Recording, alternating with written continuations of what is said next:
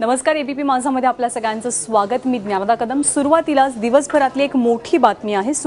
आमदार सुनील देशमुख यांचा अवमान केला म्हणून हक्कभंगाचा प्रस्ताव चंद्रकांत गुडेवार यांच्या विरोधात आणण्यात आला. हक्कभंग समितीनं हा प्रस्ताव मान्य केलेला आहे आणि चंद्रकांत गुडेवार यांच्यावरती कारवाई करण्याची आणि त्यांना शिक्षा सुनावण्याची शिफारस सुद्धा केलेली आहे. यामुळे खरं तर चंद्रकांत गुडेवार कमालीचे नाराज झालेले आहेत आणि त्यांनी स्वेच्छा निवृत्तीचा निर्णय घेतलाय. हे माझं दुर्दैव आहे की ज्या म्हणजे आदर्श प्रकल्पासाठी झालेल्या प्रकल्पासाठी माझी शिक्षा झालेली आहे.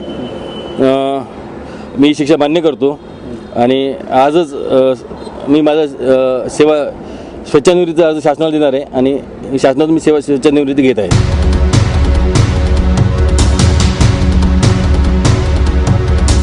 सरकारी पदांवर काम करताना आपल्या कामाचा ठसा उमटवणारे आणि त्यामुळे कायम चर्चेत राहिलेले ज्येष्ठ सनदी अधिकारी चंद्रकांत गुडेवार यांची ही उद्विग्न प्रतिक्रिया.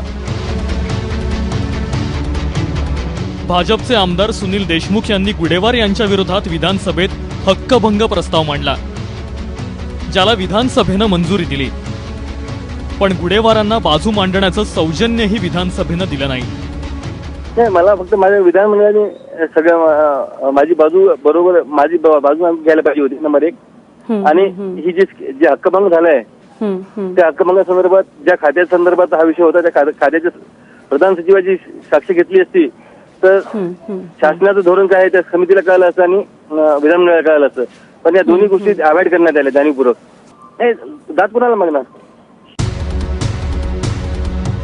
चंद्रकांत गुडेवार अमरावती महापालिकेत आयुक्त असताना भाजपचे आमदार सुनील देशमुख आणि त्यांच्यात वाद झाला.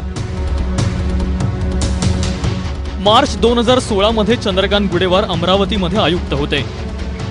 सर्वांसाठी घर या प्रधानमंत्री आवास योजनेअंतर्गत एक प्रकल्प मंजूर केला, ज्यात अमरावतीमध्ये 6158 घरांचा समावेश होता.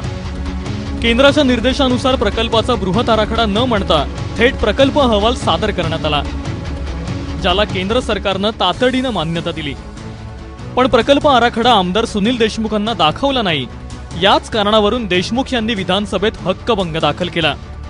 तो विधानसभेत स्वीकारला आणि गुडेवारांना कारवाईची शिफारस केली, ज्यामध्ये गुडेवारांना सभागृहात बोलावून मुख्य सचिवांकडून समज देण्यात यावी, गुडेवारांना दिवसभर सभागृहात बसवून ठेवावं, कोणत्याही कार्यकारी पदावर नियुक्त केलं जाऊ नये, अशा कारवाईची शिफारस होती.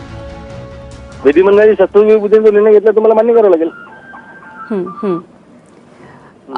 आपण असं समजत की मुख्यमंत्र्यांनी जर का तुम्हाला विनंती केली, तुमच्याशी बातचीत केली, काही तोडगा काढण्याचा प्रयत्न केला, तरी सुद्धा आपण या निर्णयावरती आपल्या ठाम असाल? नाही, हा प्रश्न विनंती करण्याचा प्रश्न नाही. मी शासकीय माझा निर्णय कायम राहणार आहे. गुडेवारांनी हा प्रकल्प अत्यंत अचूकपणे मांडल्यामुळे पहिल्याच टप्प्यात 178 कोटींचा निधी मंजूर झाला होता. देशातला सर्वोत्तम प्रकल्प म्हणून त्याची गणना झाली होती. पण फक्त भाजपाचे आमदार सुनील देशमुख यांचा अहंकार दुखावल्यामुळं गुडेवार यांच्यासारख्या प्रामाणिक आणि कर्तव्यदक्ष अधिकाऱ्याला नोकरीला रामराम ठोकावा लागतो, हे मोठं दुर्दैव म्हणावं लागेल. अधिकारी आणि लोकप्रतिनिधी हा संघर्ष नवा नाहीये.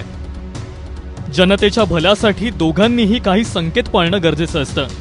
तो समतोल जर राखला नाही तर अडचण होऊ शकते. कदाचित गुडेवार तिथे कमी पडले असतीलही, पण म्हणून प्रामाणिक अधिकाऱ्याचा अपमान होईल, त्याचं खच्चीकरण होईल, अशी शिक्षा करणंही अपेक्षित आहे का, याचा विचार व्हायला हवा. रश्मी पुराणिक आणि शिवकुमार पाटीलसह ब्युरो रिपोर्ट, एबीपी माझा, सोलापूर.